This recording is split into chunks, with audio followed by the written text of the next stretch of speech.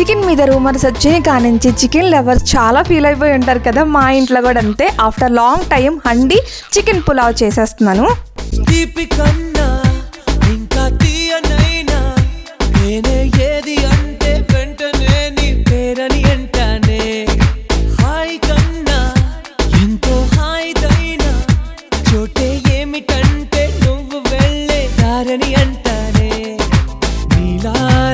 ఆకాశం నా నీలం ఏదంటే నీ వాళ్ళు కళ్ళల్లో ఉందని అంటారే. అప్పుడో ఇప్పుడో ఎప్పుడో